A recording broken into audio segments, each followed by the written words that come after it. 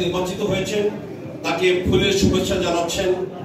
আমাদের আজকে 5 আগস্টের যে অবস্থা তৈরি হয়েছিল, বিপ্লবের অবস্থা, তার আগের 15 বছরের বাংলাদেশ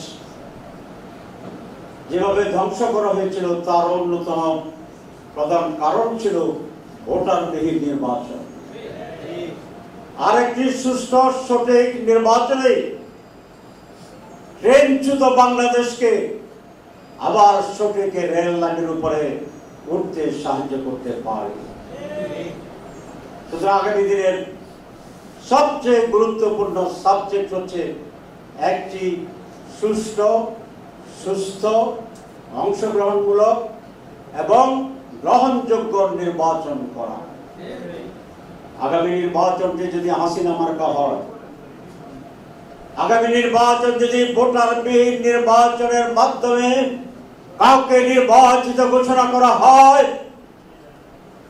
তাহলে 5 আগস্টে শুধু আওয়ামী লীগের পতন হয়েছিল এবং পালিয়ে যেতে বাধ্য হয়েছে তাদের নেতারা। আর একটি এরকম নির্বাচন বাংলাদেশকে আর টিকে থাকার পজিশনে রাখা সম্ভব নয়, বাংলাদেশ ধ্বংস হয়ে যাবে।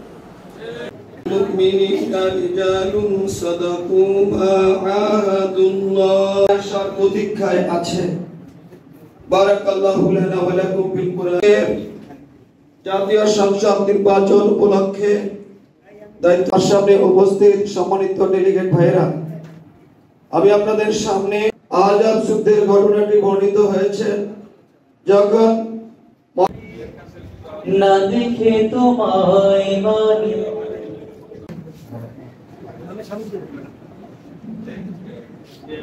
আলহামদুলিল্লাহ, সম্মানিত দায়িত্বশীল ভাইরা, আপনারা জানেন তার বাংলাদেশ জামাত ইসলামী এই জন্যই এই জমিনে আনাস বিন নাজর রাদিয়াল্লাহু তাআলা সাহাবকে ডেকে বললেন, হে আনাস, তুমি কোথায় ঘোষণা আলো?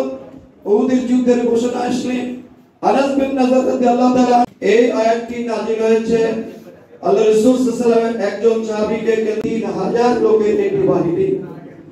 আমরা দেখেছি সেদিন আল্লাহর নবী বললেন কেন?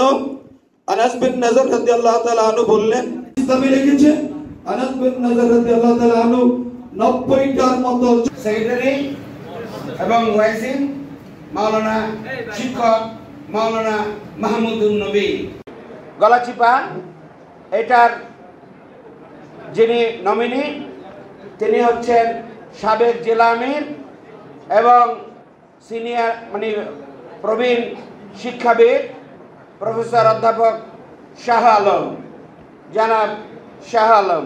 সদস্যের চেয়ারে বসতে চাই না, আমরা এবার ট্রেজারির বেঞ্চে বসতে চাই। সেজন্য বরিশাল অঞ্চলের প্রত্যেকটি আসনের প্রতিটি গ্রামে গ্রামে বাড়িতে বাড়িতে জামাত ইসলামীর দাওয়াত পৌঁছে দিয়ে বাংলাদেশকে জামাত কোন মানের একটি রাষ্ট্রে পরিণত করতে চায়, জনগণের সামনে সেই বক্তব্য তুলে ধরে জনগণের ভোটকে আগামী দিনে এই বাক্সে আনার জন্য যারা সর্বোচ্চ ভূমিকা রাখবে তারাই হলেন আপনারা আজকে যারা হাজির হয়েছেন।